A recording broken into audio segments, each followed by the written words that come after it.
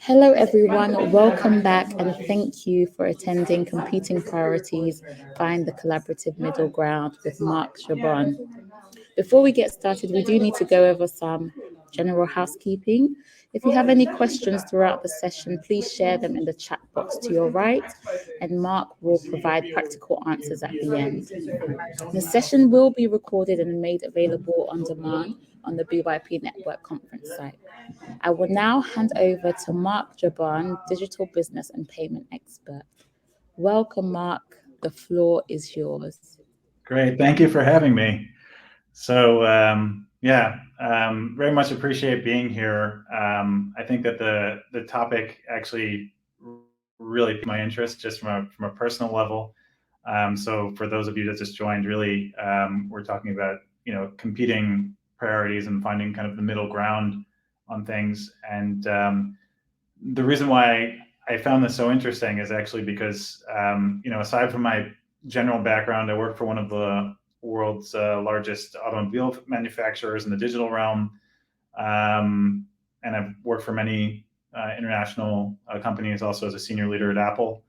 But I also grew up in a very different kind of way. And I think kind of sharing a little bit of that background hopefully explains why I might be a little qualified, hopefully to kind of be the right person for these kind of middle ground discussions. So I was actually born to a Jewish mother and a Muslim Palestinian father.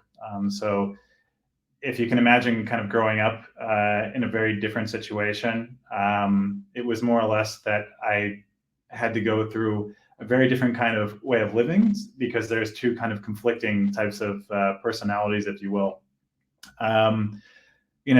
Things from my point of view from life were more or less like everything that was different was normal for me. So it was totally kind of like it's an interesting point to always accept different kinds of people for who they were and how they kind of brought themselves about. But I remember testing myself on this, and one of the big key moments was actually just after 9/11. My sisters actually, we were 50-50 in terms of how we thought, and they came back from a trip from Israel one time, and they were actually, they're wearing a hijab, and they converted fully to Islam. And if you can imagine in a house where, we grew up in a Jewish neighborhood, then had like a scenario where my sisters like completely converted into how we were sort of raised, it was definitely one of those conflicts that we learned a lot from each other, if you will. So given this kind of background, I eventually learned a lot of different things, and there were a lot of stuff in my life which I would say from a personal level brought me from the point of more or less understanding like different kinds of perspectives. And because the Israeli-Palestinian conflict, for example, is very, it's a very big news story, if you will, but also it has so many different perspectives. It's interesting from my point of view to understand how I handled this within my own family and how I brought these things into my own life. So to kind of bring it further, eventually, after kind of understanding my culture and understanding where I came from, I was born and raised in Philadelphia, worked full time, and I was also competing in the sport of rowing. And one day, I just decided to kind of pack my things up after going through some very interesting experiences, you could say, during my rowing career. And I decided to row for Palestine. And when I rowed for Palestine and moved out to Europe, I basically competed internationally and professionally for a few years. And after that point, I had to restart my whole life and my whole career. So from a career perspective, it was quite interesting because like going from being qualified, going to a good university in the US, to coming out to Europe, rowing for Palestine, which is already kind of crazy for some people in some sense, kind of with my background, really was a very difficult thing to do because jumping into work life again, that was very hard from actually first finding that opportunity. So when I came to Germany, and I've been living here now for about 16 years, it was one of these experiences where you come out, you start over, you have limited options. They have very strict rules here, so I could only teach English at the very beginning. And I had 2 years of very serious struggle. And it wasn't really till after I started getting my things in order, I guess you could say, that I finally got lucky and had my first real job, if you will, at a payments company in Hamburg. And that was really my first way towards working in the corporate ladder. Building up on that experience basically kind of meant that you had to learn how to compromise, because starting at the very bottom of the totem pole, if you will, and working your way up involves a lot of different things. And starting from zero, you really have to pay attention to the detail and those kind of perspectives. So based on kind of what I kind of went through, I thought about like a few different things that could be more or less some of the reasons why I've been very lucky to have some success of where I am. So I'm senior leader right now in what I'm doing, and it's really amazing. But there's a lot of things where I find that when you want to compromise with people, especially given like very sensitive topics, you have some really very key things you've got to do. So first, what I'll start with is kind of like some of the basics. So one of the big key things is to really learn how to listen to both sides. So a lot of people will go into a conversation with a predisposition that they think they already know what they want to do, and they're just going to go ahead and go after it. And that's okay to a certain point. But if you go into a conversation and not understand what the other side is going through, it makes it very difficult to understand like where you're going to meet in the middle to kind of compromise. So a lot of people there tend to play these really big bossy types. I see this all the time today, actually, in my own work, that people will be a little bit afraid to listen to what the other side is saying, discount it and disqualify it, and just move on. From my side, I found that listening to what other people are actually saying and really doing it in a way that is more, I would say, serious, and you're giving them the respect, is already kind of like that first step that you're willing to listen to get to that point, right? Another really cool thing about listening is that you'll learn something, but you'll also figure out that you could also be wrong. There's a lot of things where people say like you should never, and at least in large corporates, I've seen this, people will sometimes never want to admit mistakes. They'll, point fingers here or there, and that's not really a good way to build trust. If you want to build trust so that you can get people to kind of more or less see your opinion, you've got to admit when you're wrong. There's some different trains of thought will say, well, what if you want to be this, big player one day? The big players do this all the time. They have to admit at least at some point that they're doing something wrong. And this brings out like a side of honesty for individuals to want to trust you more. And this is going to get your foot in the door to move a little bit further, right?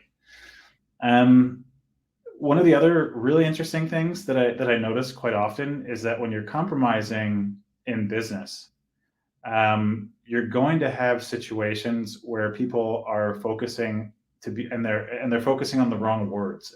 And what I mean by that is that like you will have people focusing on individuals by saying like I, you, this stuff or whatever, and they're not focusing on like the core problem of issues, right? If you want to be more constructive about how you're trying to approach something and more or less like try to improve something, you should be focusing about the thing.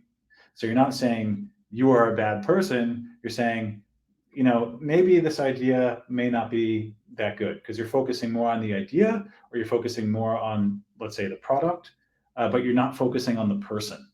And you'd be surprised how often I've seen conflict in companies, people getting angry, yelling at each other because they lose track of what's important. You might have this amazing idea, you might have this some kind of way to go about things, but they focus completely on the individuals and attacking them and their personality, let's say, rather than the actual problem itself.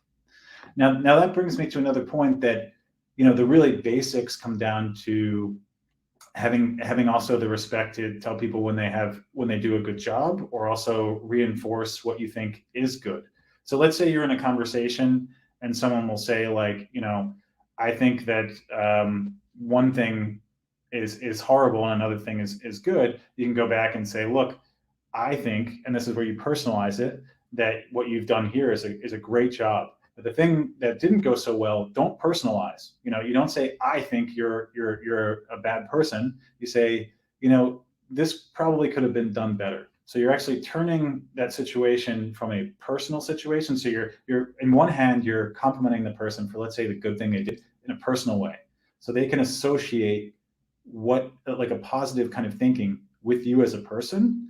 And the other side, you're also taking maybe that negative thing and you're saying, let's focus on the actual thing itself. And I'm not associating myself with it. I'm not associating the other person with being that bad thing. And they can focus more on the idea and how to make that idea better, right? There's so many different types of miscommunication in that sense. And that's something where I'd say, like, it's a really good thing to kind of focus on. Another very interesting piece is that you're going to find that people will have problems understanding where you want to go with something, because there's never really like a clear goal that's been established. So you're going to have, I'm sure some of you have been in meeting rooms or something, and everyone's just talking around in a circle. And it literally could almost be a waste of time if you don't want to hurt someone's feelings. But on the other hand, it's also like, you can discuss about really, like, what is the goal of that meeting going to be? What do you want to get out of it in the end? And if it has no serious purpose, then don't have the meeting. And that also saves people time. It allows them to have more, let's say, respect for you, because you can come up and say, here's what you're thinking, and let's get to the point where we can start thinking about making decisions. And you have to use this kind of practice to kind of find the way to get to that middle ground, to really understand, like, respect people's time, build up your influence as you're going around. So the more you're able to focus on caring for what others are thinking and doing, and also associating with that with your work, the more that they're going to respect you, and the more likely you're going to end up having a chance to move forward with what you'd like to accomplish. I think also from like a management perspective, one thing that's really interesting if you want to get the middle ground with people and like at least compromise is definitely not to micromanage. So a lot of people, if you're a manager and you've managed some people, you've got to learn to let go, because you bring in really good, talented people. Maybe you may not think they're talented because you didn't give them a chance to kind of move forward. But there are individuals that can have an amazing skill set, and they can really show it off if you give them the chance to have some space. And it's not a bad thing sometimes to make mistakes if you do it in a really controlled way, I would say. But controlled by that means is like, give someone an assignment that has, for example, a little less kind of cloud or impact to the company, just so that you can start like giving someone a little bit more responsibility, grow that out a little bit more, and then see how they do. And from that kind of feedback, you can focus with them becoming a better person in terms of how they're working. And at the same time, you're building your influence so that you can start putting in a little bit of the tidbits of what you want to do, so that long tail, like, you should always have in mind that you should have some sort of long tail plan to actually get people to where they want. This is how you grow your influence, grow your ideas, and let them kind of blossom. The last really big piece is that, like, you want to also go into these discussions and get to a point where you're looking to help people push limits. Pushing limits is good. Having hard conversations is actually a great thing, especially if you're trying to make it so that individuals are not being personalized, unless it's for a good thing. That's okay, right? They did a good job. But if it's something where you're really trying to push them really hard, and really try to think not to get anything out of it. People will generally find things are way more authentic in the event that you're trying to help them, bring them to the next level, and then they're willing to trust you more into things you want to influence on.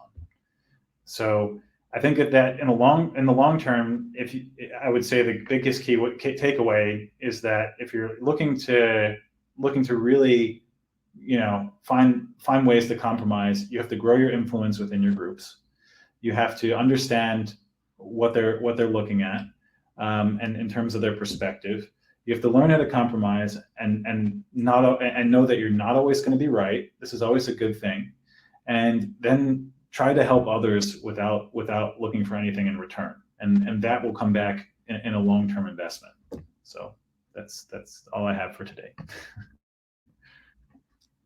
Okay, well, looks like there's not many questions that are coming in. I guess, yeah, I'd like to thank everyone for attending, and really appreciate the time and hope it was helpful for you. Thank you.